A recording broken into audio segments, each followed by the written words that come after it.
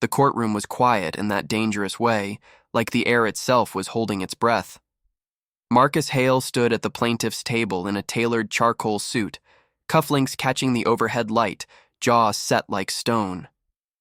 He was the kind of attorney whose confidence didn't come from belief. It came from experience, 20 years of winning, 20 years of watching people fold. And right now, Marcus was smiling. Across the aisle sat the defendant's side. A young woman in a faded sweater clutched a folder so tightly her knuckles looked white.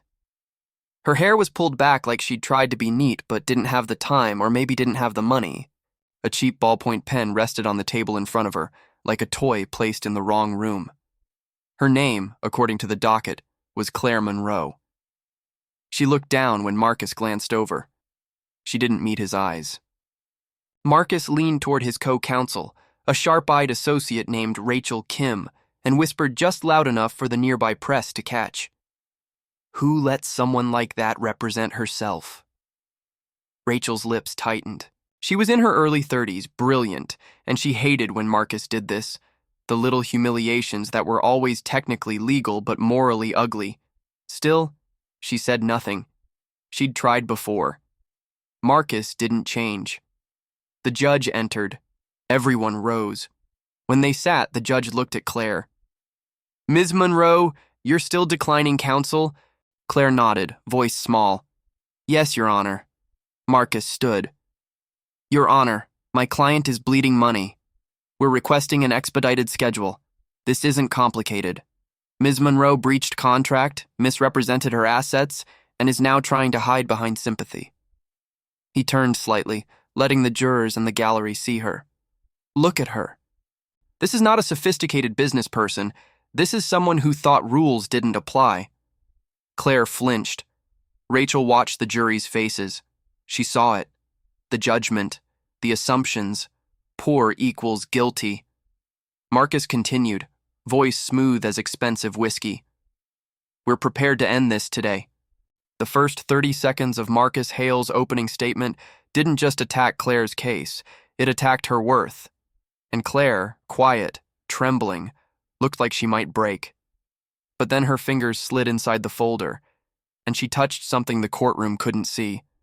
A simple envelope, cream-colored, no logo, no return address, just her name typed perfectly. Claire's eyes lifted, only for a second, toward Marcus.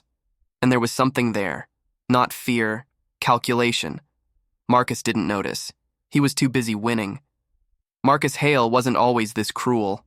At least, that's what Rachel told herself. She'd joined Hale and Partners because the firm had a reputation, aggressive, brilliant, unstoppable. The kind of place where careers were made. Marcus was the star litigator. He loved the spotlight, loved the camera angles, loved a courtroom like some people loved a stage. What Rachel didn't know when she signed her contract was that Hale and Partners was in trouble. Not the kind of trouble you could see from the outside. The firm's glossy website still showed smiling attorneys and skyscraper views. Their lobby still smelled like leather and money, but behind closed doors, the managing partners whispered about debt. A massive expansion 2 years earlier had gone wrong. They took on loans to open a second office in New York, hired more staff, signed a high-rent lease, bought expensive tech. Then a string of clients left after one scandal, another partner caught bribing a witness. Marcus wasn't the one accused, but the damage spread like smoke. Now the firm needed one huge win, one case that would bring cash and credibility back.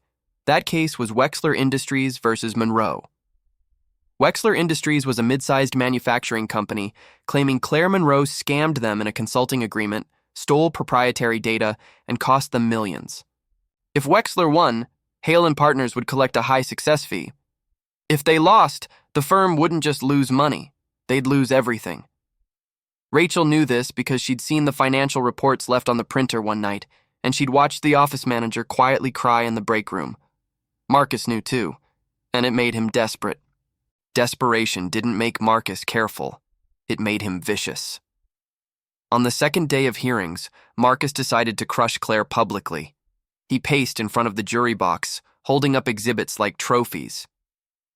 Ms. Monroe claims she had no intent to deceive, Marcus said, voice rising.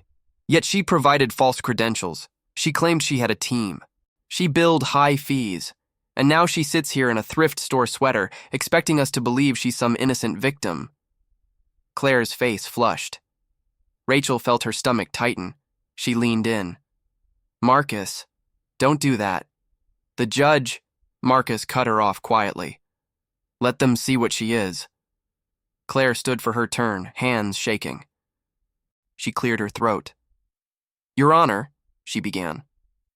Marcus smiled like a shark. Claire opened her folder and pulled out documents. Her voice steadied slightly. I did not misrepresent my credentials. I provided Wexler Industries with a valid proposal, a valid scope, and a timeline they agreed to. Marcus laughed softly, letting it carry. A proposal? Written by you? Alone? Claire swallowed. Yes. Marcus turned to the jury. So you're a one-woman operation.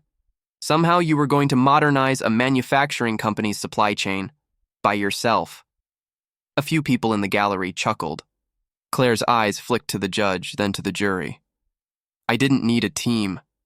Marcus raised his eyebrows. Because you're a genius? Claire's cheeks went red. Answer the question, Ms. Monroe, Marcus pressed, voice dripping with sarcasm. Are you a genius? Claire hesitated. Rachel wanted to stand up. She wanted to object. She wanted to stop it. But Claire spoke. I'm very good at what I do, she said quietly. Marcus stepped closer. Then why can't you afford a real lawyer? The question hit the room like a slap. Claire's mouth opened, then closed, and Marcus, sensing blood, went for the kill. Or is this the part where you want sympathy? You want us to feel sorry because you look like you're struggling? Claire looked down. Her fingers slipped into that folder again, touched the envelope. And Rachel noticed something. Claire wasn't falling apart the way most people would. She was enduring, like someone who had planned for this. That afternoon, outside the courthouse, the local news ran the story. High-powered lawyers take on self-represented defendant, the headline read. The camera caught Marcus laughing as he exited, reporters calling his name. Rachel walked behind him, face tight. Claire exited alone from a side door. She stood on the steps, shoulders hunched, clutching her folder like it was the only shield she had. A reporter approached her. Ms. Monroe, are you really representing yourself? Are you in over your head? Claire stared at the microphone, then at the camera. No, she said. The reporter blinked. No? Claire looked straight into the lens. For a moment, her eyes were clear, sharp, almost cold. I'm exactly where I need to be, she said. Then she walked away. That clip went unnoticed. Everyone focused on Marcus, because in America, the camera loves power. Back at Hale & Partners, the atmosphere felt like a building with a cracked foundation. Phones rang nonstop. Partners held closed-door meetings. An accountant visited twice in 1 week. Rachel sat at her desk late one night, scrolling through case documents. She couldn't shake a detail. Claire Monroe's financial disclosures didn't make sense. On paper, Claire had almost nothing. Minimal savings, no property, no investments. But the timestamps on the documents, the formatting, the language, they were polished, professional, not something an uneducated person threw together. Rachel searched public records. Nothing. She searched corporate filings. Nothing. She searched patents. And then she found one. A patent filed under an LLC, Monroe Logic Systems, a supply chain optimization algorithm. It had been licensed, quietly, to multiple major companies. Royalties listed in related court filings from a different case. The numbers made Rachel's throat go dry. This wasn't a struggling woman. This was someone who should have been worth... Rachel did the math. At least hundreds of millions. Possibly more. Rachel stared at her screen until her eyes burned. Then she opened her email and typed a message to Marcus. Need to discuss Claire Monroe ASAP. Something doesn't add up. She hesitated, then deleted it. Because Marcus would laugh. He'd call her paranoid, and if she was wrong, she'd look weak. So Rachel did what she always did. She swallowed her instincts and the firm kept marching toward disaster. 2 days later, Wexler Industries' CEO flew in for a private meeting with Hale and Partners. His name was Brian Wexler, mid-50s, expensive watch. Smile that never reached his eyes. Marcus met him in the conference room. "We're destroying her," Marcus said confidently. Brian leaned back. "Good, because if we lose this case, my board will eat me alive." Rachel sat at the end of the table taking notes. Brian slid a folder across. "There's something else. We need this sealed." Marcus opened it. Rachel caught a glimpse. Internal emails, engineering reports, and a highlighted line. "Acquire her algorithm by any means necessary." Rachel's stomach dropped. This wasn't just a lawsuit. This was a theft. Marcus looked up. "This is aggressive." Brian's eyes hardened. "I'm not paying your firm to be gentle. I'm paying you to win." Marcus closed the folder. Understood. After Brian left, Rachel finally confronted Marcus. "This isn't about breach of contract," she said. "They're trying to steal her work." Marcus shrugged. "She should have protected it better." Rachel's voice rose. "And you should stop humiliating her. We don't know who she is." Marcus scoffed. "I know exactly who she is. She's nobody." Rachel stared at him. "You're gambling the whole firm on arrogance." Marcus leaned in, voice low. "I'm saving this firm. Don't get sentimental." Rachel left the conference room shaking. And somewhere deep inside, she realized something terrifying. Marcus didn't just want to win. He needed to feel superior while he did it. The trial moved faster than Rachel expected. Wexler's team, with Marcus leading, pushed hard. They presented charts showing alleged losses. They displayed emails taken out of context. They painted Claire as a con artist. Claire remained calm. Too calm. When it was her turn to cross-examine, she asked precise questions. She didn't ramble. She didn't get emotional. The jury began to shift. Marcus noticed, and it made him furious. During a recess, Marcus confronted Claire in the hallway. There were cameras nearby, staff, a few lawyers. Claire stood by a water fountain holding her folder. Marcus stepped close, lowering his voice but letting enough of it carry. "You're embarrassing yourself," he said. "You don't belong in that courtroom." Claire looked up. "It's a public courtroom." Marcus smirked. "You know what I mean. People like you don't win against companies like Wexler. You should settle." Claire's grip tightened on the folder. "Settle how?" Marcus leaned in. "Sign over the algorithm. You walk away with a small check. You go back to whatever you were doing." Claire stared at him, and for the first time, her voice wasn't small. "No," she said. Marcus's smile vanished. "No?" Claire took a breath. "I built that system when I was 21. It took me 3 years. I tested it on companies that were failing. It saved jobs. It saved families." Marcus rolled his eyes. "Spare me the inspirational speech." Claire stepped closer, her eyes steady. "You're not listening." Marcus scoffed. "What am I not listening to?" Claire's tone dropped. "You're not listening to the fact that your firm is about to collapse." Marcus froze for half a second. Rachel, walking up behind, heard it. Marcus laughed, but it sounded forced. "Oh, right. The poor girl is a fortune teller now." Claire didn't blink. "Ask your managing partner what your loan payments are next month." Rachel's heart slammed. Marcus's laugh died. Claire turned and walked back into the courtroom. Rachel stared at Marcus, and for the first time she saw fear flicker behind his eyes. That night, Rachel couldn't sleep. She opened her laptop and dug deeper into Claire Monroe. Not the court filings, not the public records, the digital fingerprints. She found an old tech conference video from San Francisco, a keynote speaker whose face was partially blurred in the recording, but the voice was unmistakable. Claire. The title, The Future of Adaptive Logistics, a Private Demo. The host introduced her as CM, founder of a confidential investment group.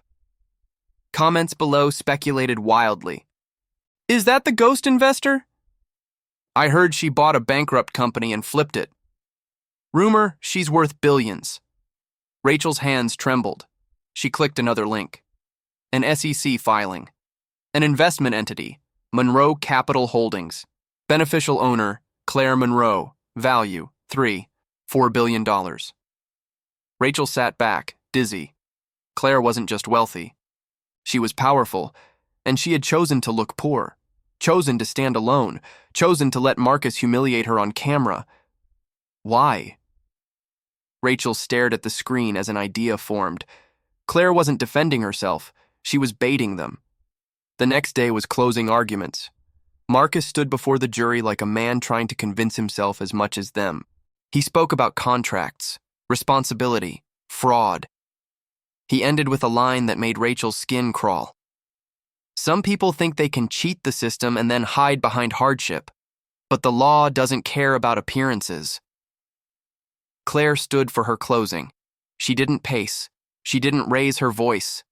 She simply looked at the jury and said, "Wexler Industries didn't lose money because I failed. They lost money because they ignored my recommendations, then tried to take my work and blame me for the consequences." She held up an email. Exhibit 42. An internal message from Brian Wexler to his engineering team. Marcus frowned. Claire read it slowly. Acquire her algorithm by any means necessary. The courtroom shifted. Marcus jumped up. Objection. Foundation. The judge held up a hand. Overruled. It's already admitted. Marcus's blood went cold. Claire continued. She revealed documents Marcus had dismissed. Meeting notes, signed memos. Proof that Wexler had tried to force her to transfer ownership, threatened her, and then filed suit when she refused. The jury watched. The case began to flip, and Marcus realized, too late, that he had underestimated her. When the judge dismissed the jury to deliberate, Marcus stormed out into the hallway. Rachel followed. He slammed a hand against the wall. How did she get that email? Rachel didn't answer, because she already knew. Claire wanted them to bring everything into the open.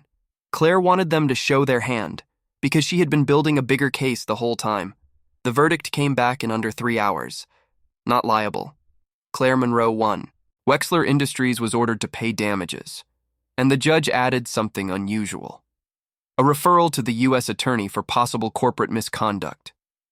Marcus sat still, like someone had removed the floor beneath him.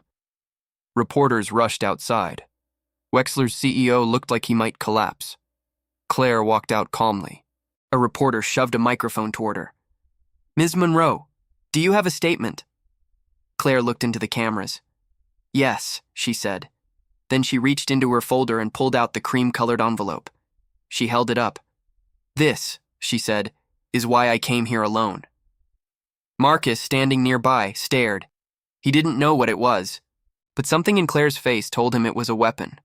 Not a gun, not a threat, a truth. Claire turned, and she walked straight toward Marcus. The cameras followed. The courthouse steps went silent. Claire stopped a few feet from him. Mr. Hale, she said, polite and deadly calm. Marcus forced a smile. Congratulations, you got lucky. Claire tilted her head. Lucky. Then she handed him the envelope. Marcus took it automatically. His fingers trembled as he opened it. Inside was a single-page letter. Rachel, standing behind, leaned to read. The letter was addressed to the managing partners of Hale and Partners. It stated in formal language that Monroe Capital Holdings had acquired the firm's outstanding debt, every loan, every obligation, through a quiet purchase from the lender. Effective immediately, Monroe Capital Holdings was the firm's primary creditor. And there was more. A line at the bottom. Option A. Restructure with my oversight. Preserve jobs and implement compliance reforms. Option B. Immediate call of debt and liquidation proceedings. Marcus's face drained of color. Rachel's knees went weak. Claire watched Marcus read it. Then she spoke softly. You asked why I couldn't afford a real lawyer, she said. Marcus stared at her. Claire continued, voice steady. I could have hired the best attorneys in America, I could have buried Wexler with filings before you ever stepped into a courtroom. She leaned closer.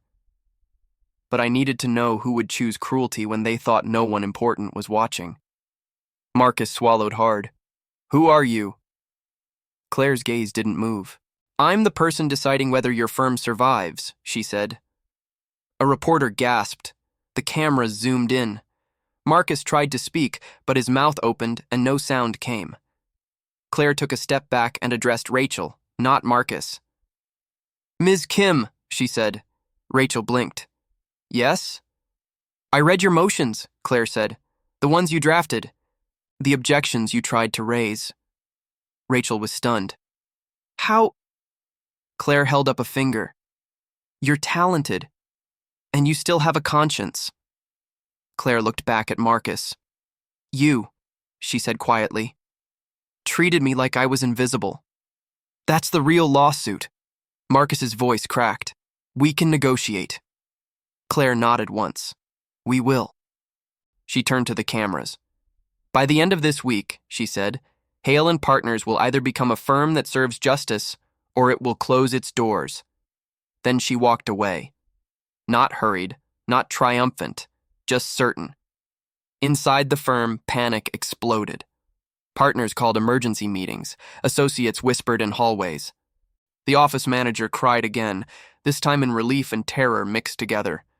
Marcus sat in his office staring at the skyline like it had betrayed him.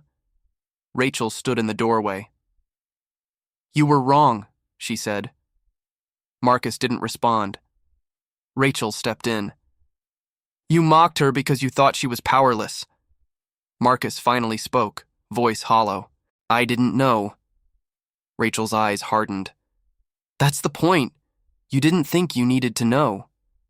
A knock came at the door. An assistant. Mr. Hale, Ms. Monroe is here. She requested a meeting. She brought counsel. Marcus stood too fast, chair scraping. Rachel followed him to the conference room.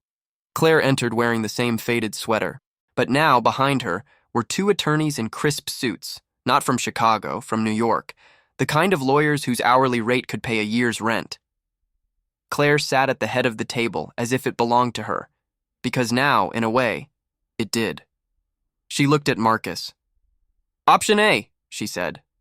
Marcus swallowed. Yes. Claire slid another document across.